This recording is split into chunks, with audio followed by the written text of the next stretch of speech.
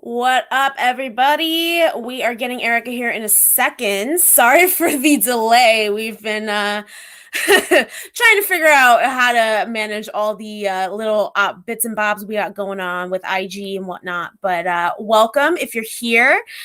We are going to get Erica on in just a moment. But while you're here, you get to see my lovely face with no makeup on. But anyway, welcome to Founding Four. Of course, we are two Latinas with spicy hockey takes, and we are about to get into some action here. PWHL action, week one. Unfortunately, right now, we all should be actually watching the Boston-Ottawa game, but that's not happening. In case y'all missed it, Boston-Ottawa has been postponed to a later date. The league and the teams announced that this morning. Apparently, I think it was Ottawa having the travel difficulties potentially, because I'm pretty sure it was a Boston home game. But something about being stuck in the airport for a few hours, it was a mess. So so unfortunately we don't get that lovely matchup. I actually thought it was going to be a decent matchup, but once we get our fearless leader back into the picture, we'll go over that.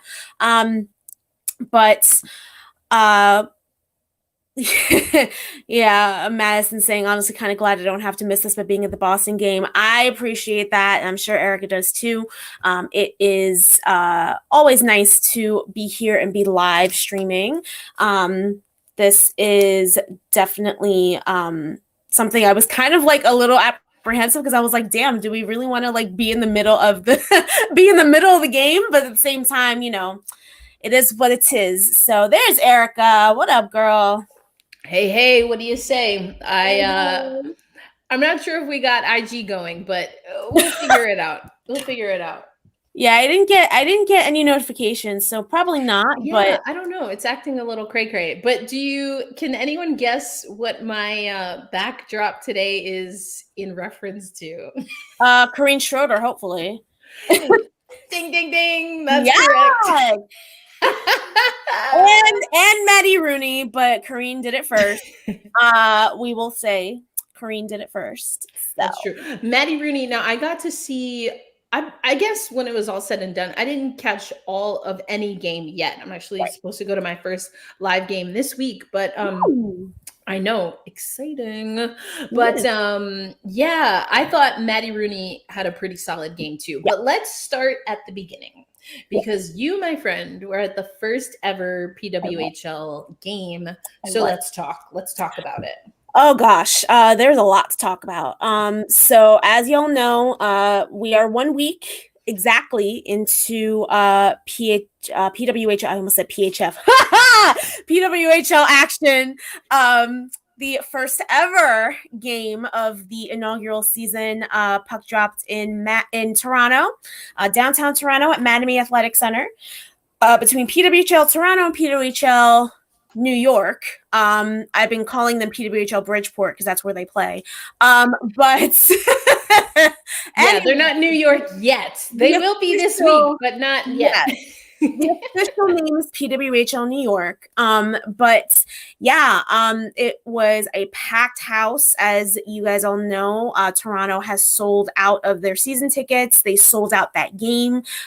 Granted, we'll get into the attendance a little bit later, but you know, I believe of the six, Madison might be the smallest arena. I could be wrong on that. But I think in terms of capacity, I think they're the smallest. They're about a little under 3,000, about 2,550 something or 2,570 something. Can't remember off the top of my head. I have the numbers, but yeah, packed house. Billie Jean King dropping the inaugural puck. We had all this fanfare. It was a 4-0 shutout win for New York. And Corrine Schroeder, of course, posting the first ever shutout in the history of the Professional Women's Hockey League. Definitely earning her. Yeah, that's exactly how I felt about it. Because let me tell you something about Corrine Schroeder. I'm pretty sure I've mentioned this already, but she walked into camp without a contract. From what I heard, from what the potential was, she was offered a contract prior to going into the final eval camp in Utica and said, hold up, wait a minute, I'm going to need you to add a little cash to that. So she showed up, she played her ass off. She won the FanFest night scrimmage because it was her between he faced off against Emmerich Mackmeyer for Ottawa. New York ended up winning it, I believe 2-1, 3-1, can't remember. But it was a low scoring game. I think it was 2-1. And Schroeder played her ass off. And she did it again in Toronto. Completely spoiled the home team's fanfare there, as the majority of the teams actually have so far. But it was a great game. The atmosphere, like I said, was electric. It was awesome to see New York really play their game. I had a feeling they were going to come out fast. They were going to come out strong. They were going to be physical. And they also showed that they can score some goals. So we had Ella Shelton scoring the first ever goal for PWHL New York. Ella Shelton, the defender, the first draft pick for New York, actually, out of the draft, which, I think that I was a little surprised when it was Ella first, but it definitely made sense. She was amazing in that game. And like I said, she had the first goal. Again, Corrine Schroeder with the shutouts. Alex Carpenter scored. And oh my gosh, who else scored? I know there were 4 goals. It was 4-0. So I know there were more goals. It was you mentioned Shelton, Carpenter, and then it was Saunier. Yes, Saunier, and I believe was Vespa, Kayla Vespa, yes. Yep. So they had the insurance goals. Jill Saunier had a great game as well. It was a great time. It really was. Chloe O'Rard out of Northeastern and Team France, 2 assists on the day. I got to speak with her a little bit after the game. It was great. It was a great atmosphere, and it was really exciting to see so many people pumped, Yeah, I was watching from Seattle, as I've talked about a few times. But okay, there are so many things, and I thought you did a beautiful job for the Ice Garden, kind of summarizing all of the things. But let's talk about the similarities, the differences, and all things even between the last time you were at Mattamy and this time. Yes. Ultimately, I think that the love for the game is the same and the product is very much the same. When I was last at Mattamy for Toronto, Connecticut, it was playoff hockey. It was excellent hockey. I feel like the main thing that has stayed the same regardless has been the level of play. And I knew that the on-ice product was going to be good. I don't think anybody had any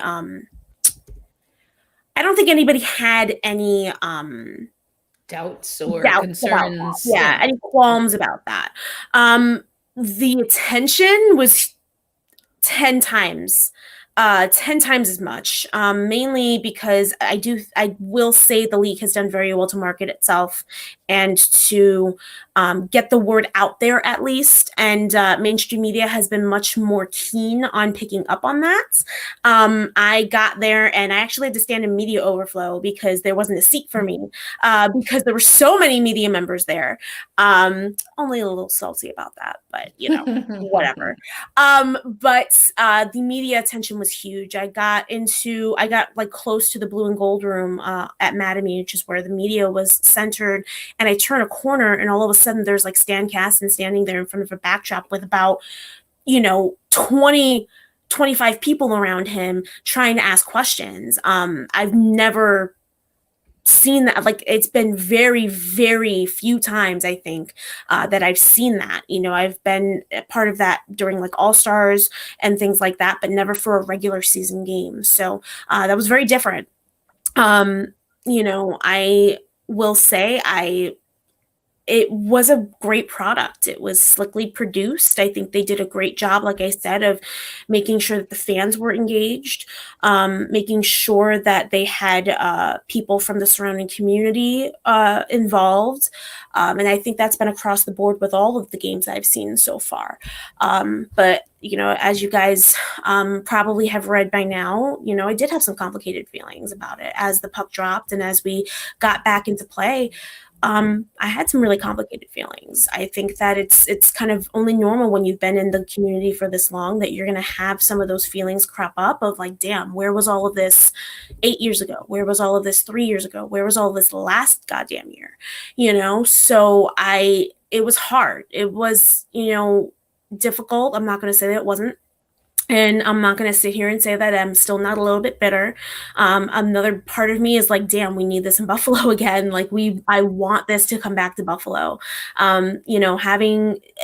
Toronto's right there, and having it right in downtown Toronto, it's like a straight shot. So, the drive is not the issue. It's just the idea that like, yes, I like watching hockey wherever, but having a team right in your own backyard, there's something so special about that. And there's something so special about having professional women's hockey here. There was something so special about that. And, I'll divulge more on my feelings on that, I'm sure, in a later column, because I have been thinking about it a lot.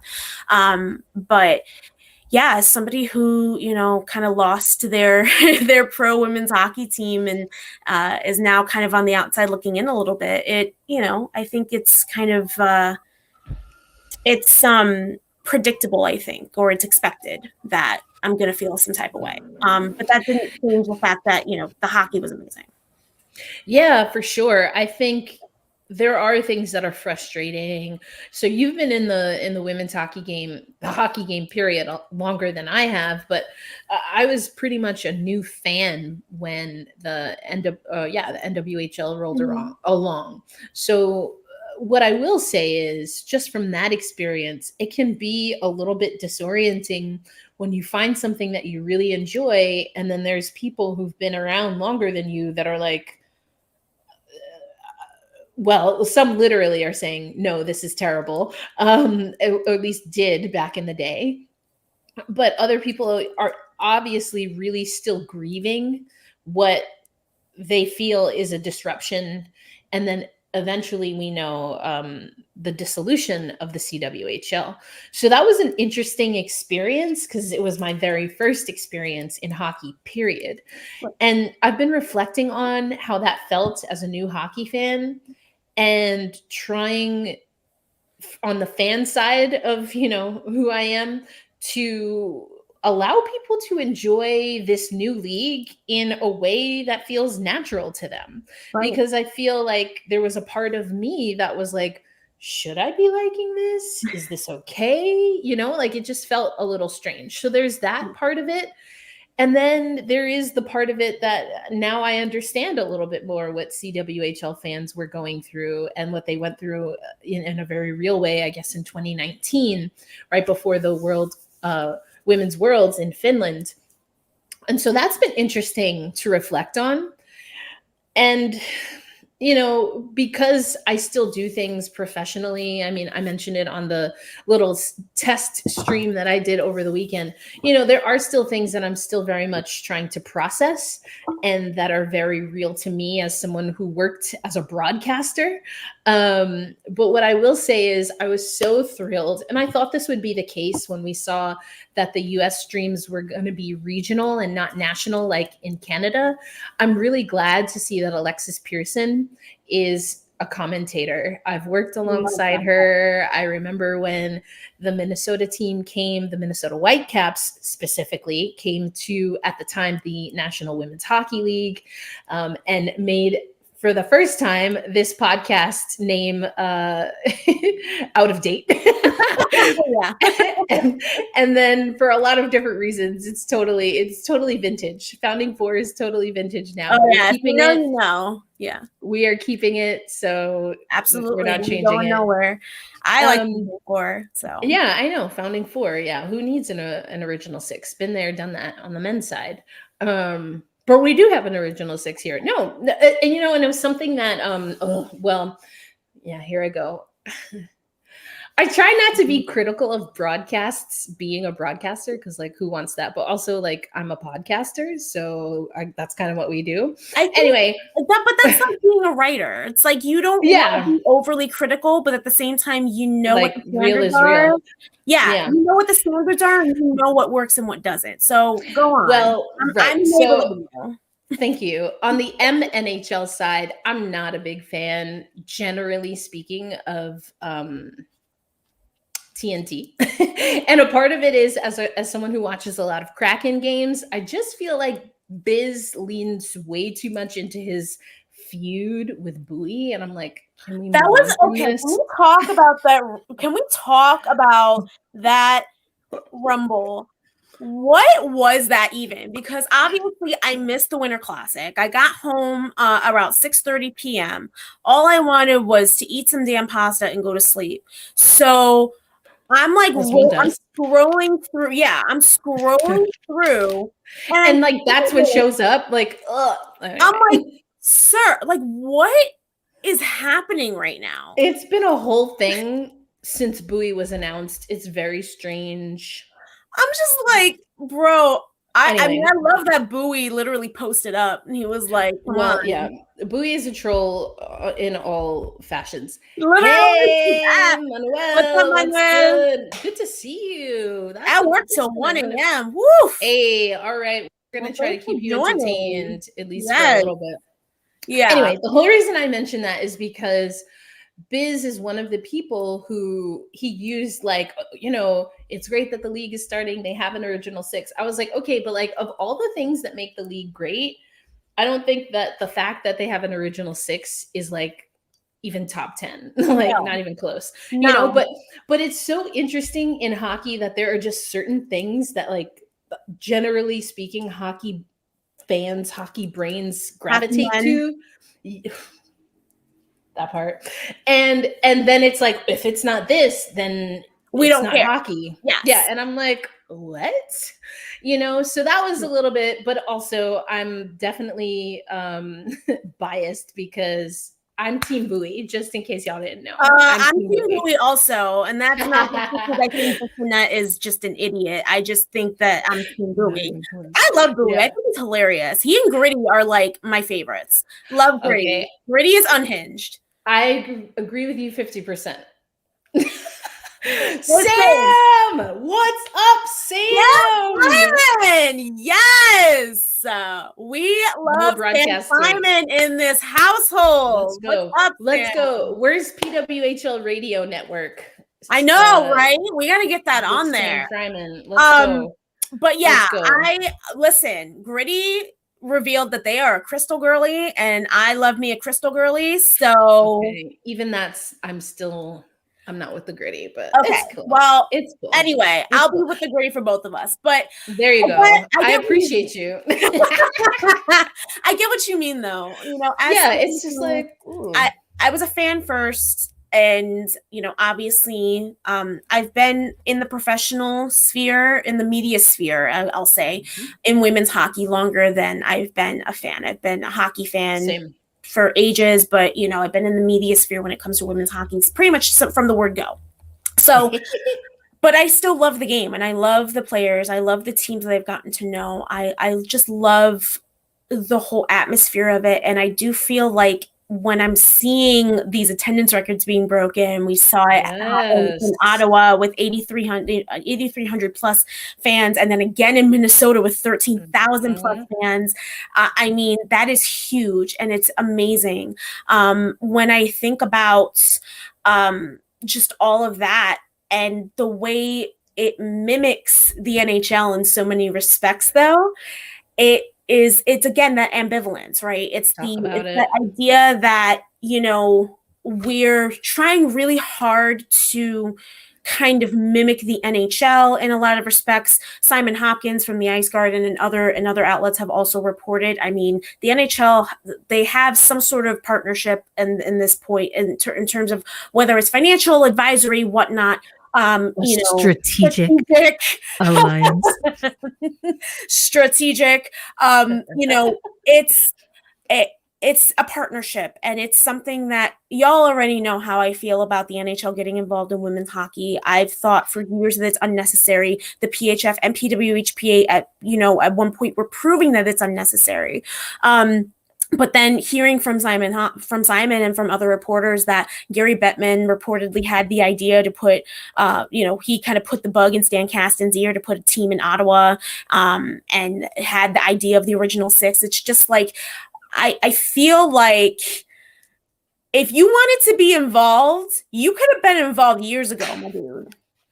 Because who owns, I'm sorry, pray tell, who has owned, I actually don't know actively right now, but the rights to, what is it, WNHL? Alexa, who owns the rights to the WNHL?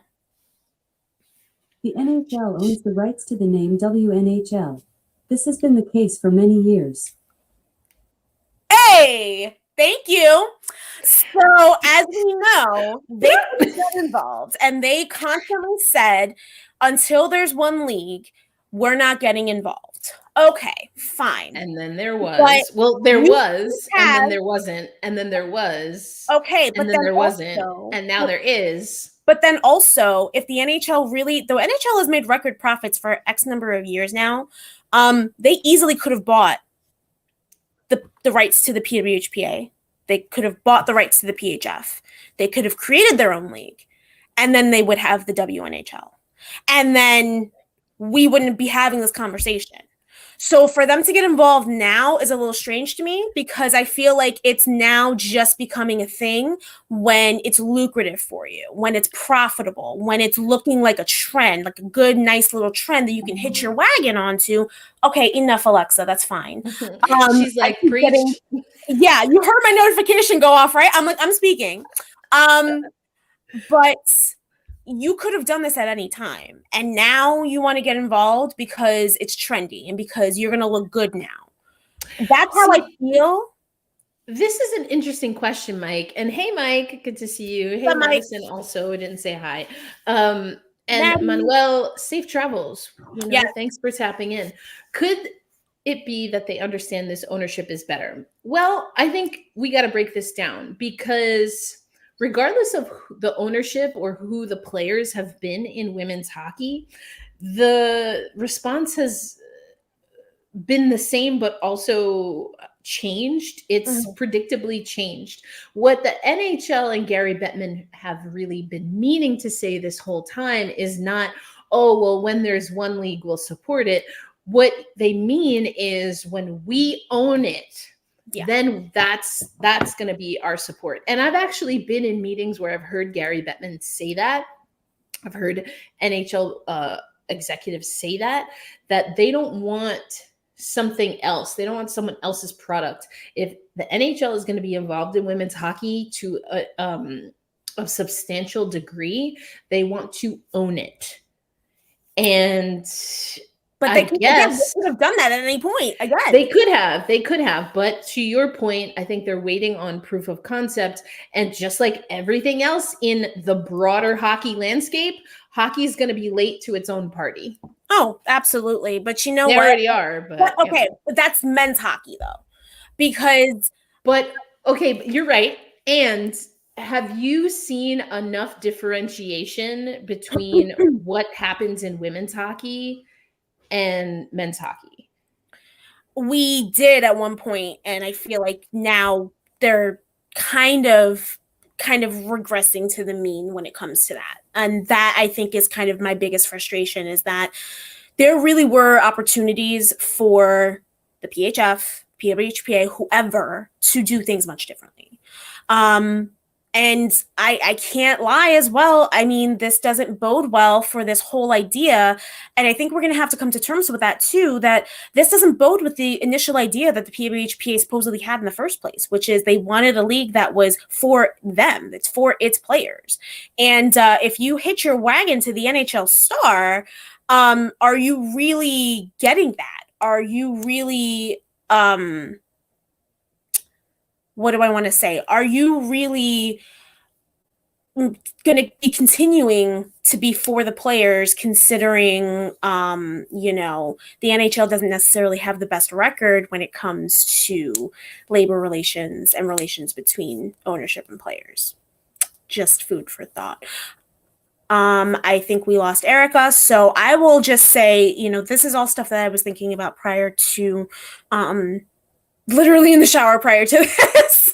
Maybe a little too much information, but I've been thinking about this for so long because it's like just the way that everything has been produced, and it's slick production. And again, I'm not sitting here and saying that that's not something that the players don't deserve. They deserve a good product. They put out a great product on their own, regardless of whose name is behind it. So, you know, they deserve that. But it's just really interesting to me to think about, you know, just the parallels now that we're seeing and the way that the PWHL is sort of regressing to the mean when it comes to maintaining its own presence, maintaining its organization, maintaining its teams. It's, I don't know. I don't know how I feel about it. I know the hockey will be good regardless. I just am scared to see what will happen in the future. Just in terms of everything that we have been talking about for the past 4 or 5 years at this point. Yeah, that part. And apologies if I was cutting in and out. I'm on the road, so my internet is a little different than usual. But okay, so let's get into it, because in the caption on YouTube and on IG, we kind of said we were going to talk about the good, the bad, and the just flat out wrong. And I think we've alluded to some things. I do love that we're seeing. Let's start with, this is maybe a little bit of all three, but I am super excited that we're getting attendance numbers, not just for the record breaking, but we're getting attendance numbers. And a part of the reason I wanted to start there is because if you've been following my women's hockey coverage for a while, you know, on this podcast, when I had my blog, when I was writing at the Ice Garden, basically everywhere, I have always said, please give us the numbers. I don't care if there were 3 people that purchased a ticket. And that's also a differentiation, because we've had attendance, such as at the Isobel Cup final for the PHF, the last ever, where people were in the building, but nobody bought a ticket, which I still to this day cannot, I don't know why. And that is stuff that I'm hoping, and I am thinking, and I am pretty sure that the PWHL is getting a hold of, in terms of, I hope so. I mean, I personally, I haven't seen anybody just waltz in unannounced and like sit their butt down in a seat and, you know. Well, I mean, the thing. Well, here, let's break this down. Let's pull the curtain back, right? There are always, at any sporting event, I'm talking Super Bowl all the way down, Olympics even, you have people who buy tickets. Then you have people, media members, athletes themselves, sometimes athletes' families, who are either credentialed or are given a comp ticket. So there are people who will attend any event that you go to, and they have a ticket. Yeah. But if you ask them if they paid for that ticket, the answer is no. So there's that, right? We have viewership, which is what we've seen on streaming, which I want to get to. Then we have attendance, which is what we're talking about now. Mm-hmm. But then we have ticket sales. All 3 of those things are different metrics. Yeah. They're different metrics. So, for example, the PHF final, which again, still don't understand why you're just giving tickets away. You know what? We're going to have to do a deep dive on that someday, because I just had a thought and I thought it's hilarious, but it's going to take us I can't way off topic. But anyway, so I think that there is a world in which the PWHL did comp a decent amount of tickets. The Winter Classic, people had comped tickets. You have invited guests. Yeah. That being said, a lot of the time, even like if you see a large group of hockey players there, like regional hockey players and stuff, those are comp tickets, or they're sold at a very, very low rate. Yeah. So I think what this comment is referring to, and Madison, let me know, is if you want me to repeat that there's a difference between viewership, which is what you see in this case, either through the the broadcast partners or through YouTube. That's a metric. And then there are tickets. I think she answered that in the next one. The thing about the tickets, like how easy was it just to walk into the games before? Because that was right. Yeah. Right. So there's ticket sales and then there's attendance. There can be more people who attend something than purchased a ticket because the comp tickets make up for it. Now, what you're saying about walking in, that's something completely different. And that was a massive issue, I think, with the Riveters at the freaking mall. It was kind of an issue with the Buttes as well. I will say that. Yeah. And so that's another thing. And how much do you care? How much does it matter? So anyway, to go back to attendance, there were several seasons in the NWHL where we had no idea how many physical tickets were sold and or how many physical bodies were in the building. And so we had moments where the most attendance I remember being reported in the NWHL was, it might have been for the Riveters. We actually just did our WoHo retro. I think it was season 3 for the Riveters for the Isobel Cup final against the Buffalo Buttes. And it was over 5,000. I know I reported this and I couldn't find it, but that was 5K plus. And I don't even think that was the biggest number for that league because they never gave us a number from Nashville when they did All-Star in Nashville. And again, it just was inconsistent reporting. But the thing that I found hilarious when it came to reporting is that I was at the first battle of the rig between the Buffalo Buttes and the Minnesota Whitecaps, and they were saying, this is the biggest record attendance. It's 9K. And I was like, first of all, I was here for both games because they played right before a Tulsa Oilers game, which is an ECHL team. I was like, fam, there are not 9,000 people here now for this game. So I don't know where that number came from. Like, that's not accurate, number one.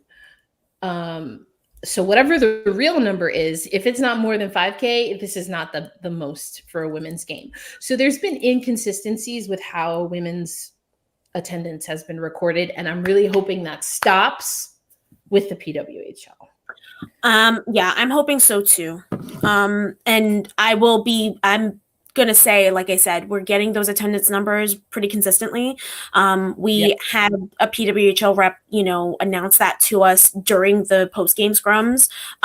So I thought it was great. I thought that is gonna be a really big indicator of not just, the whole idea of if you build it, they will come, but it's good to have for history's sake, for record keeping sake. I mean, this is like, we have to kind of be our own historians sometimes at this point, and we're media, and I feel like we have to play double roles sometimes. And that's what I said in my column, is that there's so much that's been lost to lack of preservation. And I feel like it just does these players such a disservice when you're not doing that. Yes. So and yeah, for sure. And then just to keep it moving from here, I think another thing that's going to be interesting, and a few people on social media have already been saying this, but another thing that women's sports in general has to deal with is, we got told, even though this was a 6-month sprint, that this was going to be the best. It's best on best. It's going to be the best ever. And we still saw Madison is a very small rink. Now, ice is something that you have to consider when you start a league with a 6-month runway. So I'm willing to give some grace there, at least on this topic. But another thing that we saw is that some of these larger facilities, they only started selling from one half of the arena, which is something that we've seen again in women's sports time over time over time.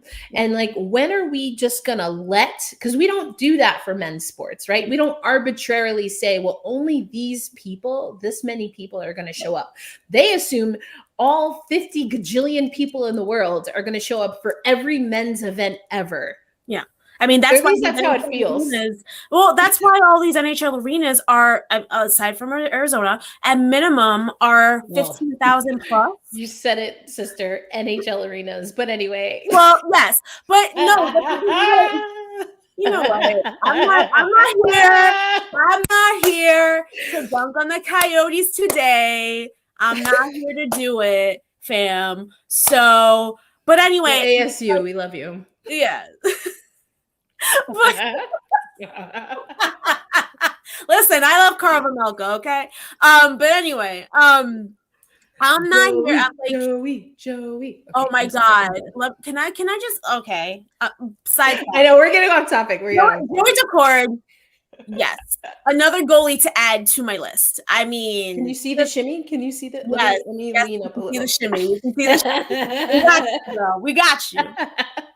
But I can't. I mean, yeah, legit. And now this is why I said more teams need to wear teal because Joey Decord won in a shutout and Corinne Schroeder won in a shutout. Clearly, sample size there. It's proven. Get more teal in the hockey season. But this is what I mean, and it's like. I feel like if you can make the same accommodations for men's hockey, you can make these accommodations for teams that don't sell half of their arena at any given point. Sabres. I mean, I can't say that. I mean, but last time I went to a Sabres game, granted they haven't been the best, but there were a lot of empty seats. But you know, Joey's coming through tomorrow. Joey. Yeah. I might have to watch that game. But you know, if you can make those accommodations and you can, you know, just leave that wide open and have people like, I feel like it's a really, really common thing for people to kind of clown on attendance or whatever. Because I've had trolls do that in my mentions regardless when it comes to women's hockey. And it's just like, bro, I mean, you root for the fucking Hurricanes. Like, what are you talking about? But wow.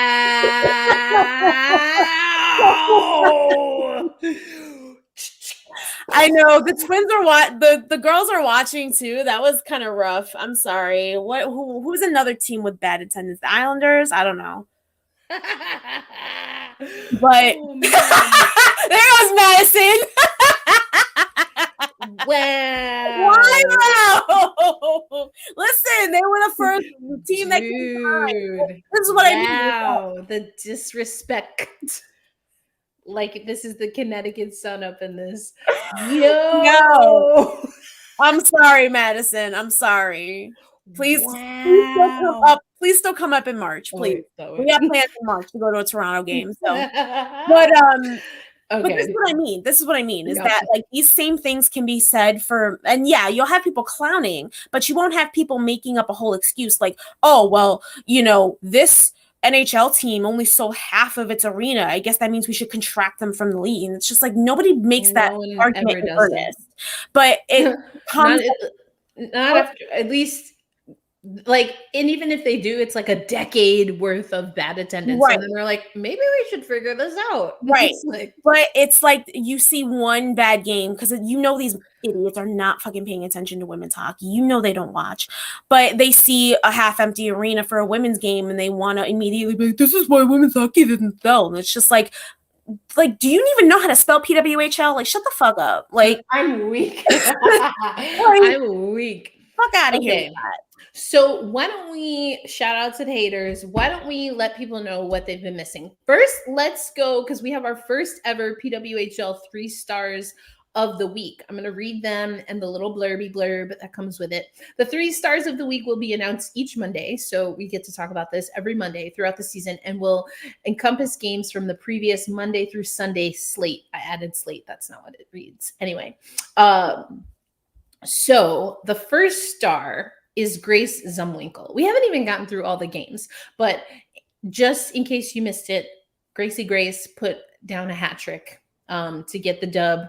Minnesota became the first PWHL home team to win their home opener. And they're the only undefeated team in the league right now. Correct. So through through the 2 games, Zumwinkle 4 goals, 2 game-winning goals, and the first hat trick for PWHL Minnesota. Oh yeah, legit, freaking legit. I'm telling you. Okay, so second star of the week goes to Alex Carpenter, the center from PWHL Bridgeport, Connecticut, New York. Yes, goals. passing on.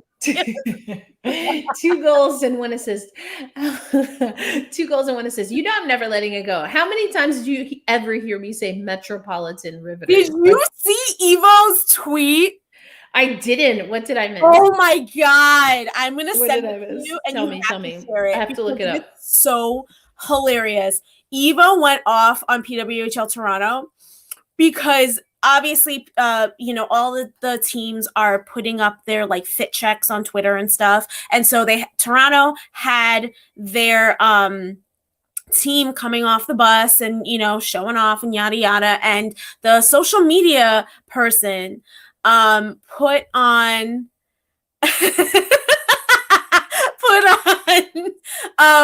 like, hey, East Side, fellow Upper East Siders, gossip girl here, yada, yada, yada, like tried to make a whole thing. And Evo legitimately, he was so mad. Oh my God, I gotta find it now because it was okay. so Look for it. I don't know. My internet is like popping in and out. I don't know if y'all can tell, but it looks crazy on my side. Anyway, okay. So we have Alex Carpenter. When you find the tweet, send it to me. I'll look at it later. Okay. Yeah. But Carpy's got 2 goals and 1 assist. Yeah. And then the third star, the brick wall, Corrine Schroeder. Goaltender for the Bridgeport, Connecticut, New York WHL team. 29 save shutout.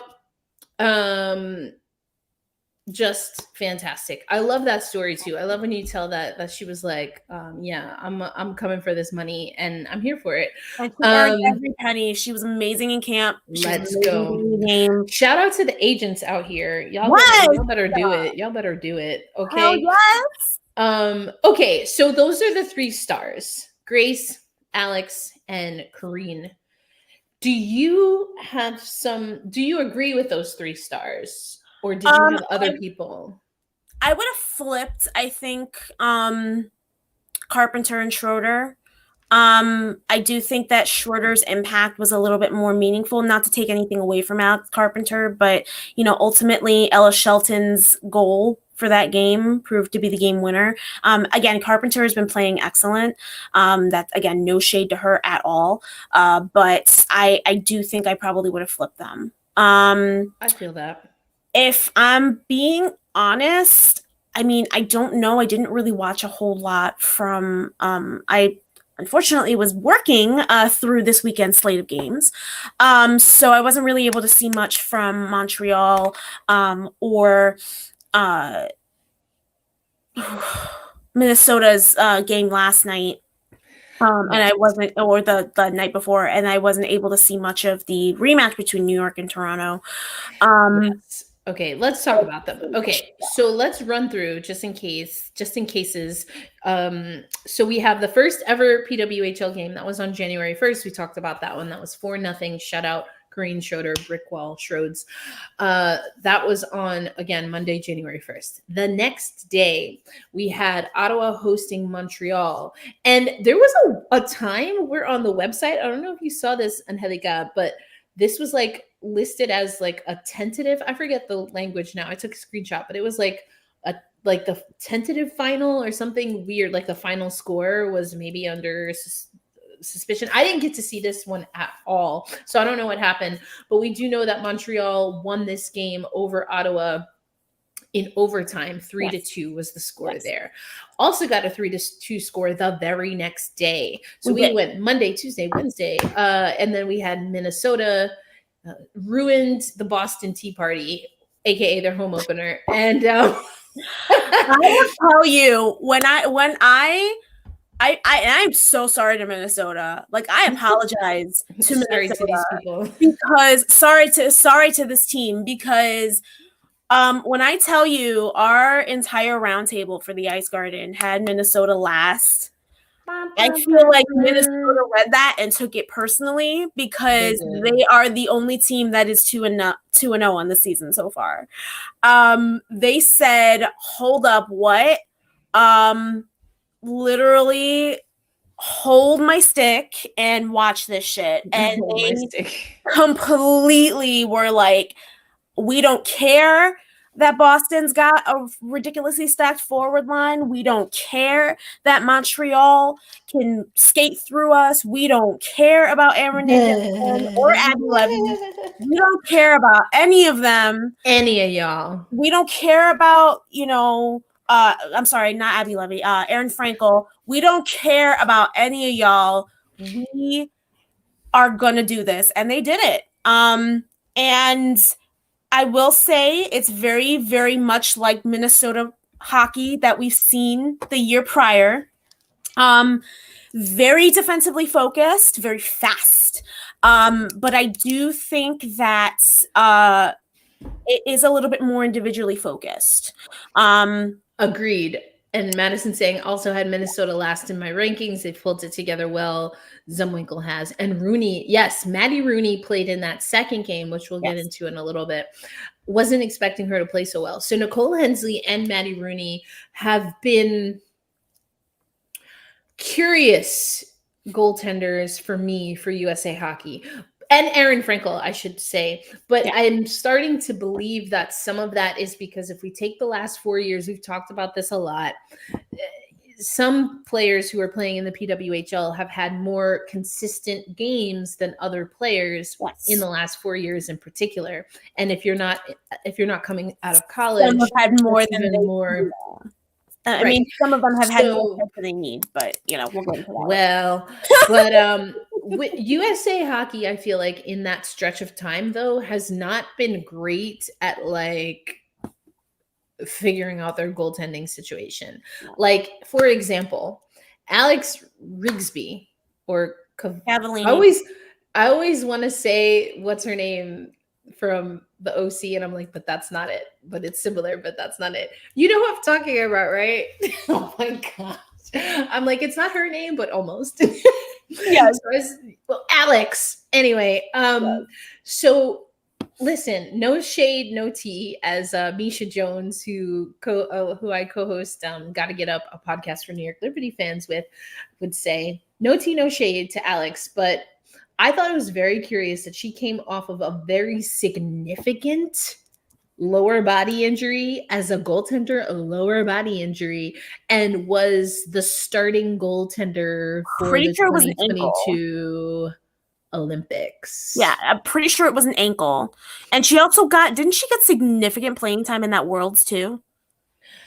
I don't remember Worlds. I remember Beijing for sure, because we hadn't seen her for a while, and it just felt like it was kind of the last go round, probably the last cycle.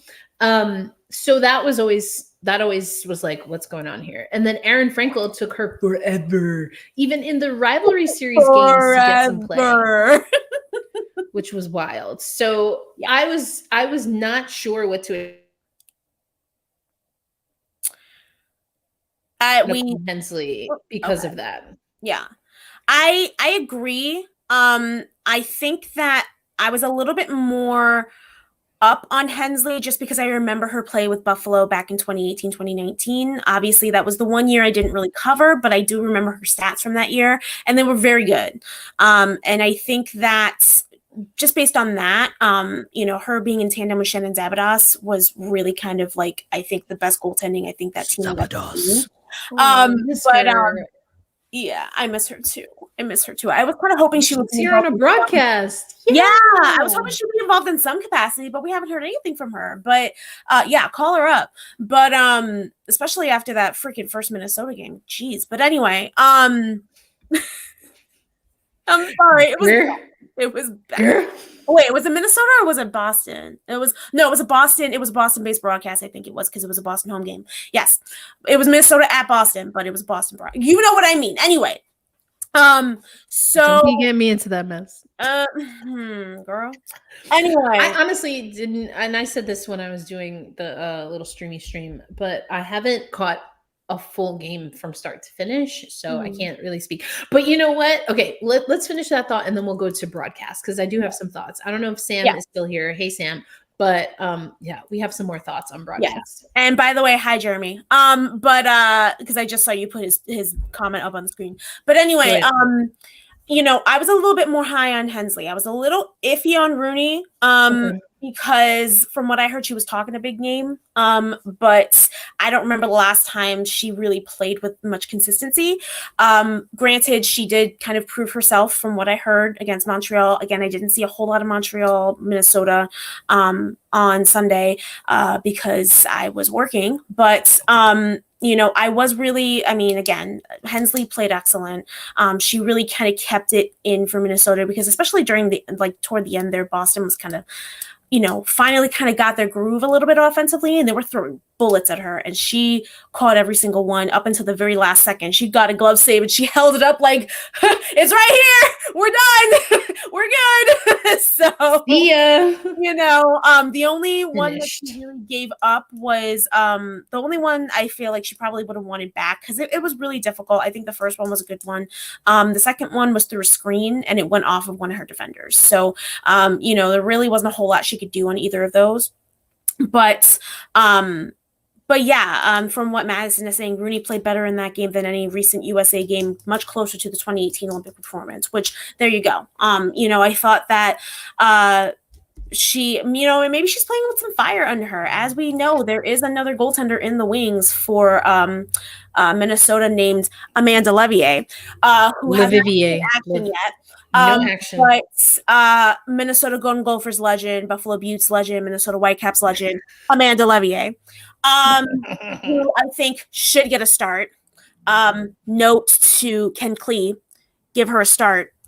But there is honestly, I don't think goaltending is really the issue with Minnesota. I think the big issue with Minnesota is getting consistent offense and getting offense from more than just one player or one line. We saw it with Van Winkle. I get a couple of unassisted goals already.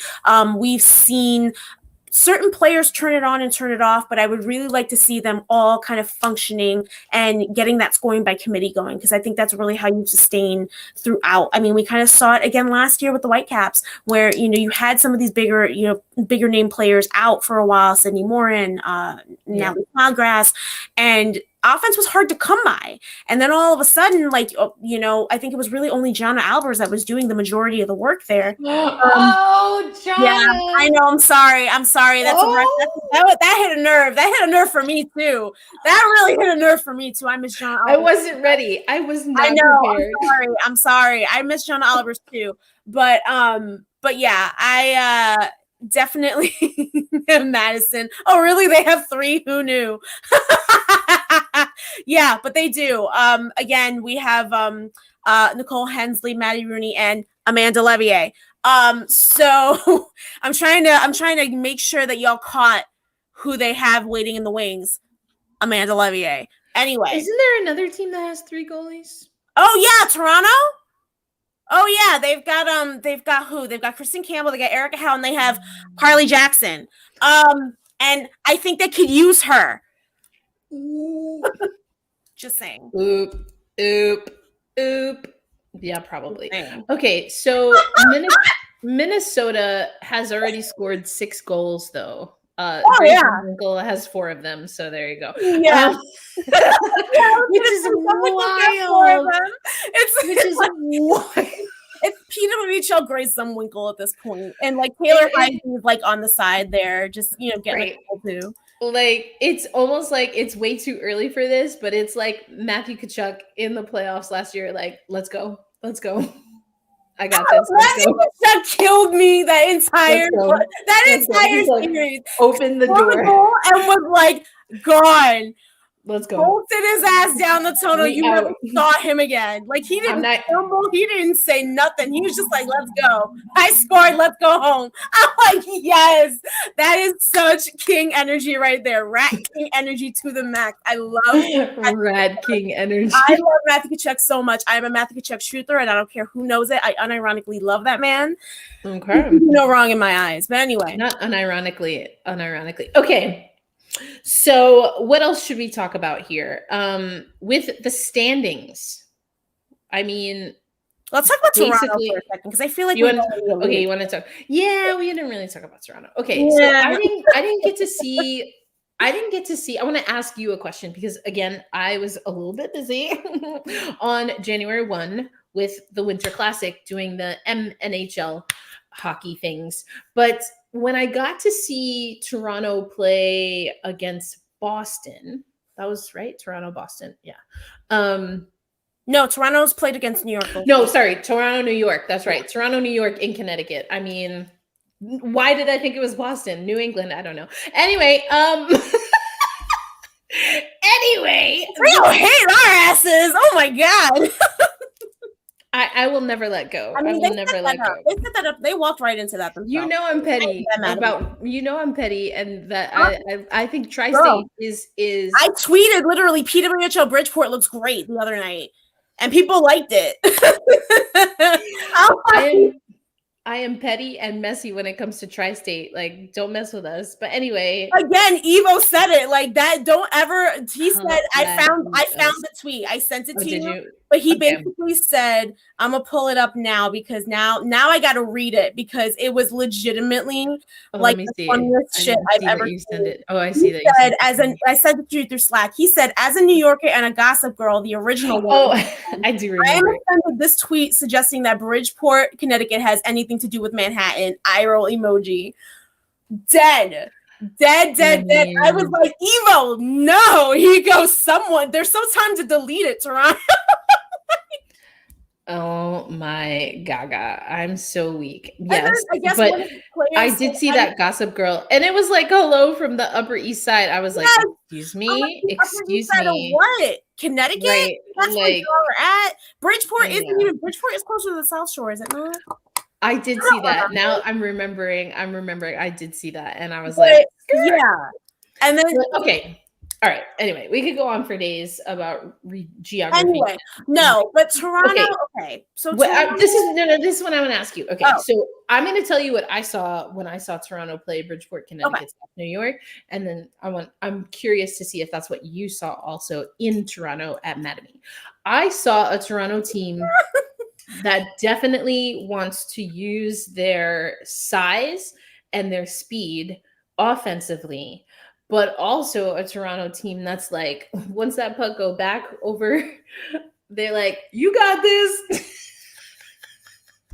Like, I just feel like they didn't want to really play defense. Like, they were like, are you sure we have to do this? Like, it's not that they can't, but to me, Toronto looked best when they really focused on winning the puck back as opposed to just being content to let their opponent carry the puck in and kind of figure out like, all right, we'll see what happens. Yes and no. I think that that kind of happened. That definitely happened on Monday. I think that it was definitely more of a like, we don't have the puck, so we're not really going to pressure in the neutral zone thing. I saw. Listen. We're not talking about that. Okay? Anyway. I think that it's a team. The thing with Toronto is that, yeah, they might want to use their speed, but I didn't see a lot of speed from them on Monday. I didn't see a lot of, and I think the issue with Toronto, and I'll say this, I don't care. The issue with Toronto, I think, is that there are some players on that team who I think they need to focus more on. Yes, they turn games into a slogfest, but I think a big part of them turning games into a slogfest is because they're really not that fast. They don't utilize the speed that they have. Mm-hmm. And I don't think that the speed that they have is any better or even, let's say, much comparable to New York or to Montreal, let's say. I'm really intrigued to see how they match up against teams like Montreal, who do they are a little faster. And not only that, but I hate to say it this way, but I feel like the way that roster was constructed definitely had more to do with who you knew and not necessarily how much you kept into shape or how consistently you've been playing over the past few years. And again, I'm going to fucking say it because I feel like it needs to be said. That team was constructed in a way that there were players that you haven't heard their names in a while. There were players who are big parts of Team Canada. And I mean, not surprising because Gina Kingsbury and Troy Ryan are both members of Hockey Canada. So it's not surprising, and it can be a good team. I just feel like that team wasn't constructed with the same things in mind as, say, Montreal or Ottawa or New York. And I feel like we've said this before, which also I have another question for you now, or anyone who's listening, because I'm curious to see where Sarah Nurse is.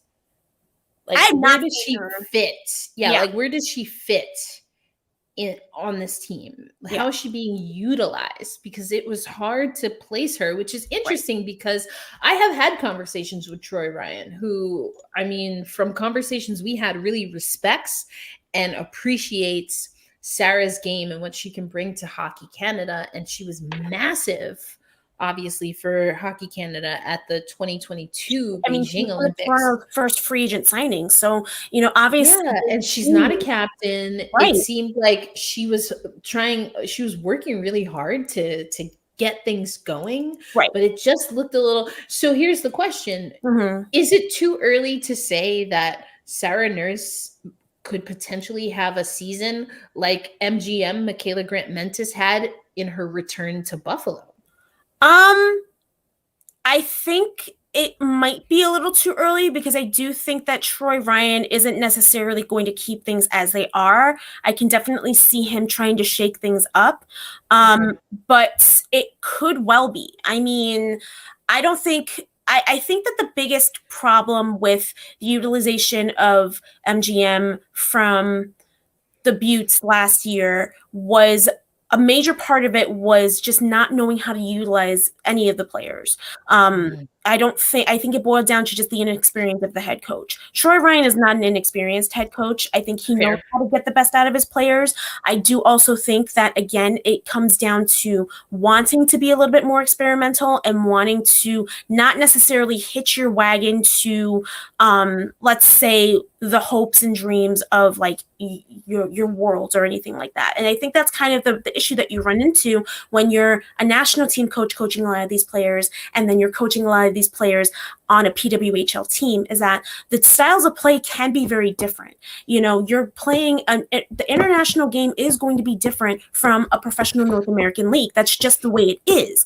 And you're going to have a situation where you're going to have to maybe utilize these players a little bit differently from how you've been utilizing them on your national squad. And I think that might be a little bit of the issue he's running into with players like Sarah Nurse, is that he's not necessarily looking at I think that we can't really get too caught up. If you're a coach like him, you can't really get necessarily too caught up in who you want to get reps prior to this international tournament, or what you want to see from this pairing or this line that you might be able to use down the line in, I don't even know where the Olympics are. I'm so sorry. But 2026, Milano Cortina, Milano Cortina. Okay, that's what in Italy. Especially because we don't know how much longer some of these players are going to be playing, because it's 2 years down the line. But anyway, I don't want to break it in your heart. I'm just saying that you got to think about the professional game differently than you think about the international game. And this is interesting to me. You just gave me so many ideas for like storylines that we can follow on the Founding Four Pod and at Black Rosie Media, because thank you. Because you're right. For the first time this is what I will say. It's not the first time in any of the women's hockey leagues that we've seen Olympians who are active with their national teams play in a league. But it is different to see, we have two, head coaches of Olympic teams coaching, active coaches coaching. Yes. I don't think we've seen that before. Yeah. And it's different. I mean, Ottawa has some Czech players on it, but it's not the same situation as, let's say, Troy Ryan coaching PWHL Toronto. It's not. Right. No, it's not. But also, it brings us back to what we see in the WNBA, what we see in the NWSL. And I wonder what the balance is going to be between national team coaches kind of relaying information to PWHL coaches or vice versa. Mhm. For example, like the whole, is Crystal Dunn a defender? Is she a midfielder? Is she an attacker? Like, what's going to be the PWHL version of that? Are there going to be players that play a role on their effectively club team, and they play a different role for their national team? But anyway, yes, there are a lot. Greyhound. I know. I saw this. I'm dead. That's why I started laughing. I wasn't laughing at you. It was just I get hilarious. But that's what I mean, is that, there was all this talk about, the fact that we didn't see, again, Toronto brought 4 goalies to camp. They brought Campbell, they brought Howe, they brought Carly Jackson, and they also brought Amanda Makala. And Amanda Makala, of the 4 goalies, I mean, CJ only suited up to be a backup, so she didn't get any playing time, but Amanda Makala wasn't even suited up. And, what I can say for a lot of these teams that did bring that many goalies is... Sorry. No, it was funny. It's funny as hell. But what I can say is that, Minnesota at least showcased Lauren Bench. They at least were able to showcase their goalies in a way that, all 4 of them got a look, and all 4 of them were able to be involved in some way with the team. I think that was kind of a big mistake when it came to Toronto, because, not saying, if you're really going to go down that line of, and I think this is what Gina Kingsbury had said, I think when Carissa Donkin had asked her, she mentioned about getting Campbell and Howe reps to kind of build up their confidence. It's like, Kristen Campbell's a Team Canada goalie. Like, does she not have the confidence that you're looking for? And if not, then, get somebody to light a fire under her ass. Get somebody like CJ reps and get her to kind of show Campbell, step your game up if you want to be number 1 on this team. That's exactly what happened with the Boston Pride when Katie Burke came on. Katie Burke came on as a 3rd-string goaltender, and Polly Mara was like, you got to work your way up. And you better work. Look at that. That's exactly what she did. And she won them that cup. I will stand on this till the day I die. I love Taylor Winskowski, but Katie Burke was the MVP of that Isobel Cup for me. Woo. Woo, woo, woo. I hear you. I feel you. I think also I wanted to get back to this comment. Hi, Forrester. Toronto's forecheck looked very strong towards the end of the game in New York, Bridgeport. Fire is catching. And New York, Bridgeport's defense had some turnovers. Yes, I don't think PWHL insert state looked as solid as they did when they played at Madison. That was my take as well. And so the consistency, closing out games, again, super small sample size. So, excuse me, we're going to have to figure things out. I do think too that there is a little bit of a difference, and I'll say this regardless, there's always a difference when it comes to the goalie too. The way a defense will play in front of a goalie like Abby Levy is different from how they'll play in front of a goalie like Corrine Schroeder. I think when it came to Schroeder, the defense was very proactive. I think they kind of all knew where each other was on the ice, and they were able to get her to see shots for the most part. They were really able to get her to see shots. I don't remember seeing a single screen in front of Corrine Schroeder all that time in Madison. Again, I can't speak for how they played, they played in front of Levy on Friday, because we can talk about it in just a minute. I'm sorry. I just want to get this thought out because I have ADHD but I can't speak to how they played in front of Levy, but I can also say from what I've heard and from what I was kind of following along with, Levy did make some mistakes that I don't think Schroeder would make. I think Levy's a young goaltender. She is very young. And I think that she in time will learn how to utilize her body to her best ability, at least if her goalie coach, Laura Brennan, Laura Brennan's the assistant coach, but she has been working with she's a goalie. She's a goalie. So I'm sure she's been working with them in some capacity. So, if Laura and their goalie coach, I can't remember his name for the life of me, but if the goalie coaching in that situation can get Levy to a point where she's not just relying on her size, I think that because she is gigantic, and I've said this before. Not gigantic. She is. She's 6'1", bro. Like, she's literally like Abby Ives 2.0. But that's that Abby Ives relied a little too much on her size sometimes, and it burned her in situations like when she played against Toronto last year, or when she played against Boston the year before that. So when you see a situation like that, where you have another large goaltender who is maybe still trying to figure out what she can do, and needs to work on her athleticism a little bit, that I think that can be a big game changer. And I think that needs to be something that they work on. The other thing that I'm glad you mentioned goaltending, and that we have pretty much seen, well, not every goaltender, we have already alluded to that, but we have seen teams kind of go back and forth, at least to start. Yes. I think that's interesting because you don't see that in the NHL necessarily. No. Even early on, you kind of have a presumptive number one, and then you work through if you have to troubleshoot. I just want to say, hey, Peach Rap, thanks so much for coming through. Mark P, thank you for subscribing. Come through. We do this. We do this hockey, and we're always here. So come through. And yes, Crystal Dunn is a beast. And this summer she's going to be saying, "Yer" from New Jersey. Lego. Lego. I love that.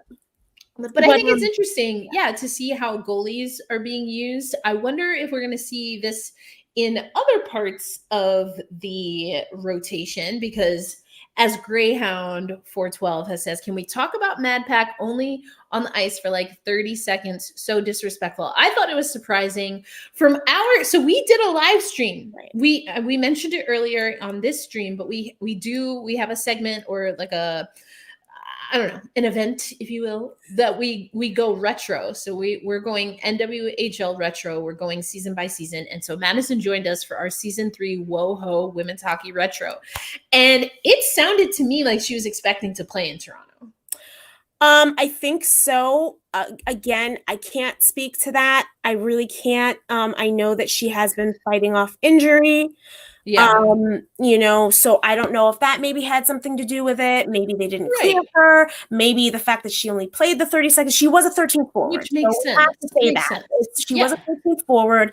I feel like if Howie Draper and the coaching staff felt like, there wasn't necessarily a situation where she fit in perfectly, then, that's their prerogative. Again, I feel like it kind of goes back to that whole idea. And again, we love MadPack on this podcast. I think that she, does offer something really intangible to any professional team that she's on. But I do think, again, it's going to be a little bit more difficult to find some of those roles for some of those players on some of these teams. Jeremy made a comment, every time someone says athleticism in regards to goalies, I'm going to start pasting link to Scriven's player tribute piece about how all goalies are athletic. Listen, you know what I mean when I talk about fast reflexes, cat-like reflexes. We talk about when I talk about goalies being athletic, I mean in terms of their reaction time, in terms of their recovery, in terms of actually reacting to a shot and not just getting their body in the way. I say that because I was a goalie, and I played lacrosse. I'm not, going to say that those two sports are exactly alike, but there's a difference between just getting your body in front of a shot and actually reacting to it with proper form, with proper technique, and with actually, you guys know what I mean. You guys know it's like being in the right place, just kind of by accident, being there intentionally. Yeah. And then your body can technically like block the puck, but if you're not squared up, then you can't cleanly cover that puck. You might get a bad deflection. That's what I mean. That's what I mean. And Tim Thomas, for example, from the Bruins way back in the day, like when he played, it always felt like half of his saves were just him just being there by chance and not actually, I know that that's his playing style, and I'm not trying to shade him because he did like Jack Sparrow in net. Legitimately though. But you look at that, and then you look at a player like Tuukka Rask, who was his goalie partner and was very technical and was very sound with his positioning and with his puck tracking. Things like that. That's what I mean. But yeah, I don't know. Anyway, I don't know. Yeah. So I think it's going to be interesting to see as we get to week 2, if coaches and teams start to settle into their roster. I also know that we heard from the PWHL, the home team general manager for the game that was played at Bridgeport. I'm trying to find like all these different ways to say but what's happening with that team, with the teal team, is that with the teal team, we're seeing that they also have not just Madison Packer, but they're dealing with other injuries. Claire Thompson. Yeah, Claire Thompson, apparently, I think it's a visa issue. She's only That's what he was saying. That's what Pascal was saying. Yeah. And so having to figure that out, and effectively he was saying that those are, quote unquote, good problems to have as a GM, because if everyone's healthy, then you'll have a healthy scratch. Right now, they're not quite healthy. Did Micah Zandy Hart play on No. So Micah Zandy Hart is their captain and is dealing with an injury as well. That was also disclosed. So yeah, he's been dealing with an injury since before inaugural puck drop. She didn't play on last Monday either. Yeah. So she's been dealing with a pretty longer term injury, at least longer than I think they expected to deal with. So imagine that defense with Claire Thompson and Micah Zandy Hart on it, though. Ooh, okay. Well, we're expecting to see Montreal in New York, properly in New York, although, depending on where you're from in New York, you might have other thoughts, but that's not my business. Anyway, the PWHL New York team will be playing at UBS Arena. That is an NHL arena. They're hosting Montreal, which is a team that, they were able to. In the state of New York. It is in the state of New York on the Long Island, which is a long way from the New York City proper area. It wouldn't be as long if the traffic wasn't as bad. Just saying. Girl. Speaking of somebody who used to have to drive to Long Island. Long Island. Also later this week, we get again at Excel Center. Are they going to go 10K 12? Excuse me. Well, it was 13,000. 13,3. It was 13,3 something. Yeah, something like that. 13,3. Okay. Are we going to see 13,3 plus at Excel Energy Center as Minnesota takes on Toronto? That will be an hour after the New York team hosts Montreal. And then on Saturday, we have 2 games as well. It's going to be Ottawa to Toronto. I don't know why I almost said Toronto. Toronto. Ottawa, Toronto at Mattamy again, and then Boston at Montreal. I think another thing that was interesting is Kendall Coyne-Schofield, and she said this to me before. It was more aspirational, obviously, at the time when she was with the Minnesota Whitecaps in the NWHL, but she talked about how this is going to be an interesting schedule because, you're playing like a Saturday, Sunday, and then a maybe Wednesday, Thursday. So you have to get used to that schedule. We really haven't seen that in women's ice hockey. So that's going to be interesting as well. And I wonder also how that impacts the rotation, how many coaches kind of want to keep that spinning door going, so to speak, and then settle in once players have gotten acclimated. Right. Could be. So we'll see. But is there any game this week that you are particularly excited to watch? And that's first for you, Angelica, but anyone in the comments, let us know. And also, if you have direct questions or things that you want us to hit on before we start wrapping up, put it in the chat.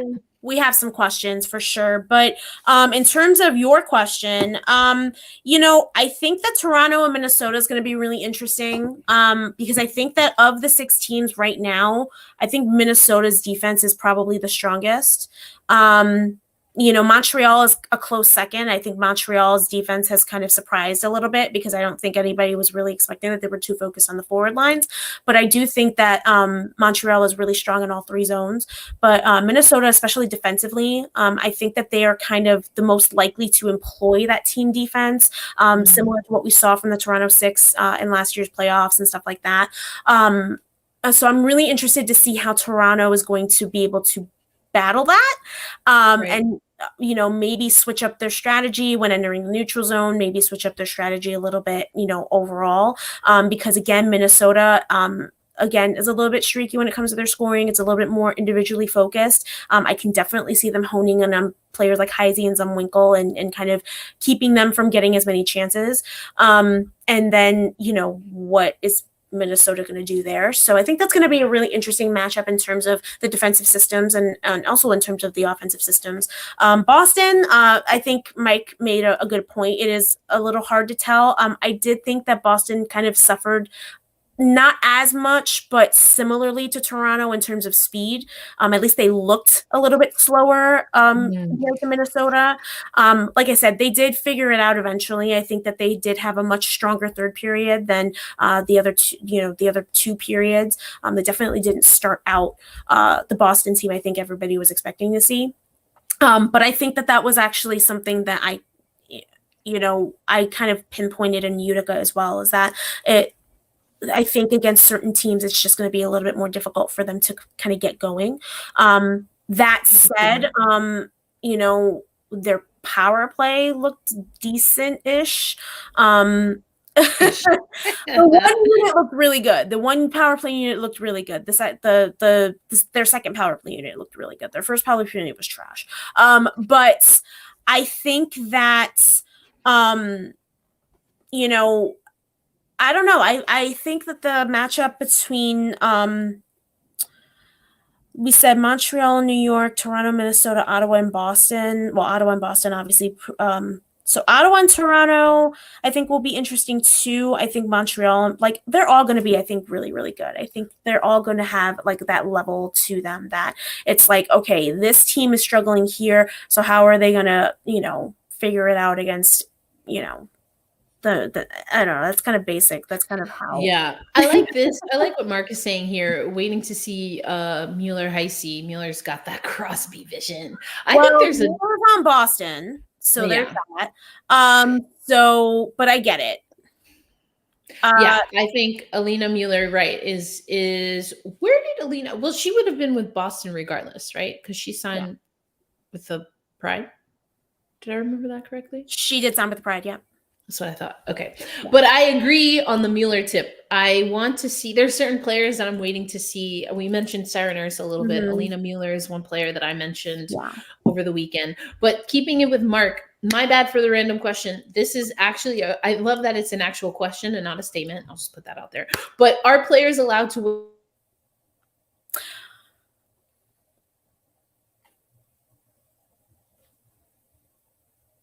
We might have lost Erica. Are players allowed to wear half shields, or are the full cages or shields required?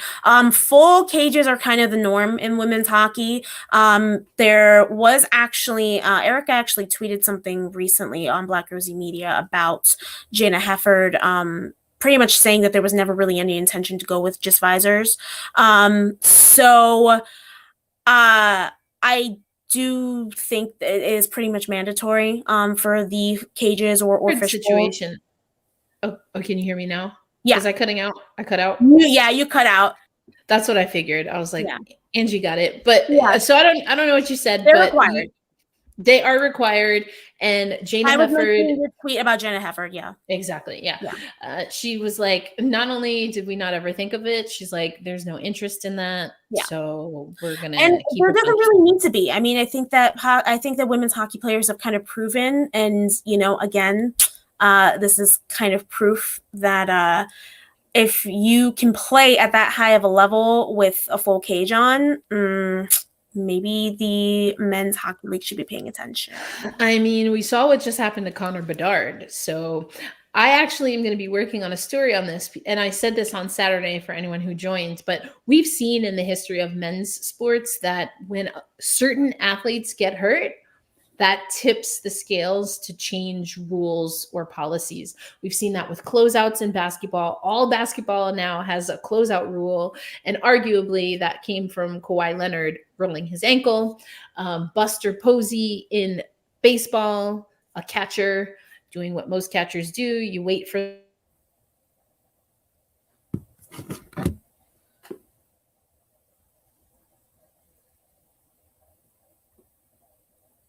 I think we lost her again, but I will say, unfortunately, with what happened as well with Mike Johnson in England late last year, we have seen more of a conversation surrounding net guards as well. And there are players actually kind of spearheading that campaign. It's not mandatory in the PWHL as of yet, which I don't know why it wouldn't be. But did I say Aaron Johnson? Did I say Cody Johnson? I'm so sorry. Adam Johnson. Yes. So it was definitely. I don't know why. I don't know why I thought I said another name, but Adam Johnson in England earlier. We've seen much more of a conversation surrounding net guards. We've seen youth teams kind of make it mandatory. We've seen players like TJ Oshie kind of spearheading campaigns to wear net guards, which is really funny to me because his clothing line actually makes a net guard and he never wore it until now. But it's good that he's at least leading the charge on that. Yeah, and I see what you're saying here. I'm thinking of the marketing aspect. I mean, listen. No, I mean, there are other ways to market players, and it's just not worth it, and what I was saying is about Connor Bedard and how rules have changed elsewhere because a key, quote unquote, key player has been hurt. You mentioned Adam Johnson, which was an extremely unfortunate circumstance. Horrible. And we still haven't seen the NHL commit to even what the next stage of protection would look like. We've seen individual athletes take that on themselves.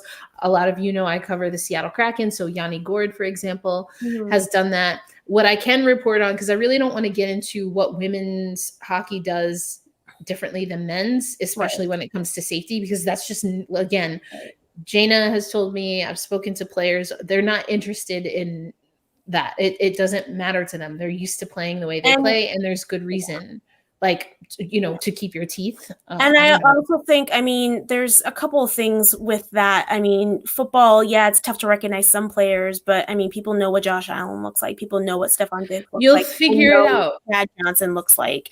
Also, if you play in arenas that are big enough, like Climate Pledge Arena, just putting that out there, manifesting. Climate Pledge Arena has not one, but 2 Jumbotrons, aka the Twins. And if you do a good job on the marketing, when you have a player on the ice, you can do all kinds of fun little graphics where you put their pictures up on the Twins or on the Jumbotron. Now people are doing basically like light shows on the ice, since it's basically like a projector screen. There's so many other ways to create visibility. Correctly, if you use your marketing correctly, you can do a lot. And not only that, but I just like to point out one of the most popular players in the PHF, Carly Jackson, is a goalie and wears a mask full time. So there's that.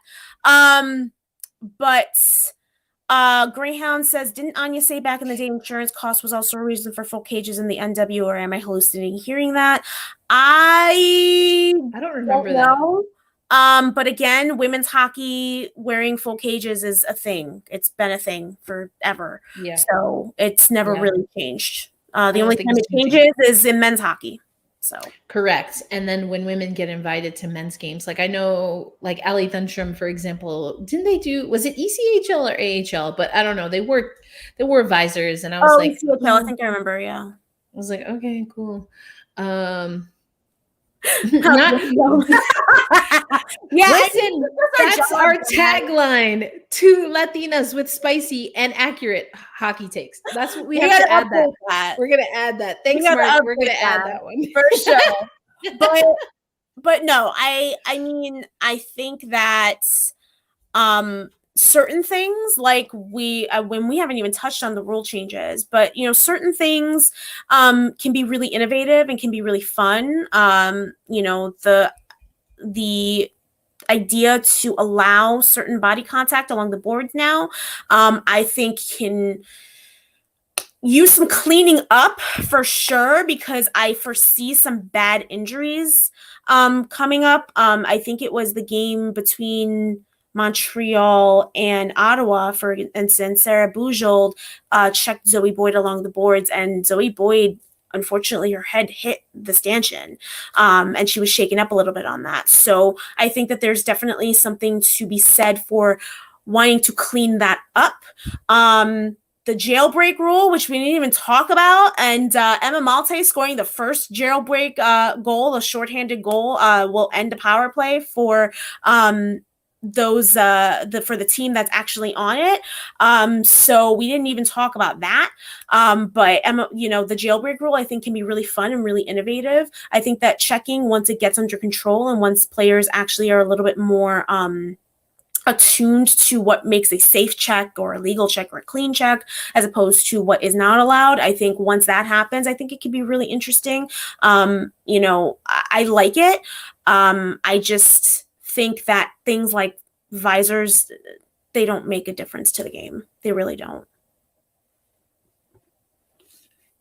Yeah, I agree. I agree with you. I think we're good. I think we're good over here, homie. Yeah. Okay, let's start to land the plane. Oh my gaga. Also, speaking of planes, did you hear what Pascal said about the league kind of being like building a plane while flying or something? I forget how that phrase goes, but I was like, oh, that's strange. I mean, I don't think he might not have meant to say that, but it's kind of true. Not gonna lie. A lot of this has been kind of like fly by the seat of your pants. And I think the only saving grace is that there are a lot of people who are very knowledgeable in women's hockey and also in terms of running a professional league. I think that that's really the one saving grace at this point, is that there are some people who are kind of controlling it. But again, there are things that I see that are very much a step up, and there are things that I see that are very much the same.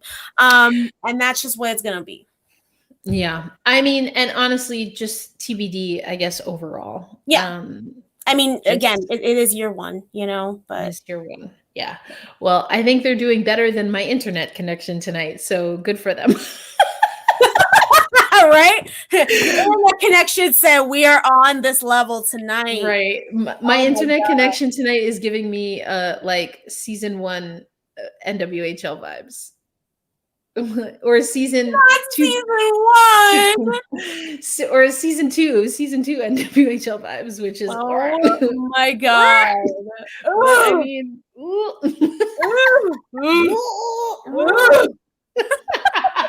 oh my god, we're a mess. But we're anyway, just gonna make noises for the last 2 minutes of the show. Like, verbal, like just done. But yeah, I mean, like I said, I'm excited. I think the first week was definitely a success. There's a lot to love. There's a lot that we still have to kind of, wait on. I've got some stuff about, I'm still working on deciphering this goddamn CBA. So so hopefully we'll have some stuff on that. I did try to ask about the situation with the waiver as first reported on by the Hockey News regarding what I believe is a class action waiver. I don't have any proof, I don't have any confirmation of that because nobody wants to confirm it with me. I have asked the league, and all the league is saying is that they are dealing with anything between league and players association. They're dealing with it in a professional manner, whatever that means.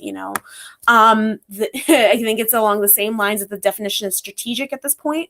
I emailed Brian Burke twice and haven't gotten any response. So I guess we'll, see, but from what I understand, there is a class action waiver, which again, Canada, it's a little weird. I don't believe it's something that's really allowed or known as much in Canada. I know Ontario has kind of banned them outright.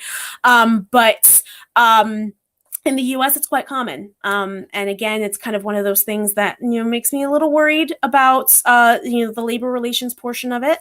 But again, TBD on that. I am working on that. So I will have that up hopefully soon. Wait. Yeah. As well, I talked a little bit about that too, regarding the CBA and labor rights. And yes, it's very common to see, you can't strike and things like that be put in a CBA.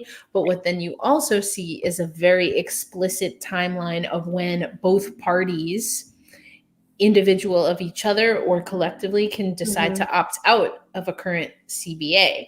And the last CBA I checked for the PWHL, we don't have that. Right. So Yeah. So it's a lot of, I mean, there is, when it comes to any disputes, there is a section on arbitration, but it's very vague. Again, the wording on it is very vague in terms of what constitutes like arbitration to settle an on ice matter versus arbitration to settle off ice. It doesn't necessarily it doesn't really explicitly outline any actual labor disputes or anything along those lines. So that's kind of what the concerning part is to me. So I will definitely be looking a little bit more into that, kind of outlining the history in both the US and Canada, as well as what this could mean down the line if something were to happen with the Players Association and the PWHL, which again, we're hoping it doesn't. But, again, if the NHL is involved, we're good for a lockout every 8 years. So we'll see. Wow. Wow. Yeah, we shall see. Either way, we shall see. There's going to be some exciting hockey coming up this week, and the Founding Four pod is going to be here for you. So hopefully we won't have too many games postponed because of weather, but if we do, we've got you covered. Yeah, and we're going to get what happens in January, y'all. Did you not think about that? Bye. But yes, January, notorious for crazy winter weather. It's funny how that happens. Yeah, I know, right? Almost like it's winter. We're gonna I'm sure they'll figure it out. We're definitely gonna be here. And now that the season is finally here, we've been kind of doing things every other week, but we'll have a lot to talk about. So we want to get back on a regular season or in-season schedule as opposed to our off-season schedule. So, girl, what you jamming to? I'm excited. Oh, I was like, what track is playing? I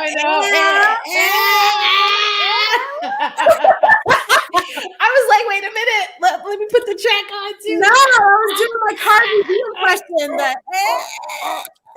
impression. We are so extra. Oh, I know what you. A mess. This is what happens when you put two Latinas together for some spicy hockey takes. Like I said, I'm gonna be covering New York. We're gonna have other recaps here. If you're not already, make sure you subscribe to Black Rosie Media and then follow the podcast over on Social Meets, aka social media, aka that thing that Elon renamed. But it's Twitter. I'm never calling it the other thing. It's Twitter. No, I ain't never. Your mama call him Clay. I'm gonna call him Clay. Why do we always come back to Coming to America? Why is there always because it's classic? Because it's Queens. That's where PWHL New York will play next. Where will PWHL New York play next? Queens. I can't. Oh, now you want to watch that movie. I have a copy of it somewhere. I gotta find it. I'm gonna watch it tonight. I haven't seen like the reboot or whatever. I don't know how. Oh no, we don't. What reboot? What's that? We don't acknowledge that in this house. Okay, fair. All right, y'all. The original or it's nothing. I'm so sick of. Hollywood. Listen to me so hard right now. Listen to me so carefully. I'm done with reboots. Okay, do you hear me? I'm right here. I'm done with reboots. No more. Nada. Okay, but that's like been the MO, like Miracle on 34th Street, the Manchurian Candidate. Like we could go on and on and on. No me joda con eso. Ya. Done. Basta. Cálmate. Pendejo. Anyway. We have gone so off the rails, and I love this for us. I love this for y'all. Hashtag for the culture. Always for the culture here at the Founding Four podcast, the flagship podcast of Black Rosie Media. We need a flag. We do need a flag. And then we can be like, really like, okay, we gotta stop because we're doing the most. We're doing the most. I know, trying to land the plane as it's being built in the air for like 2011 years. But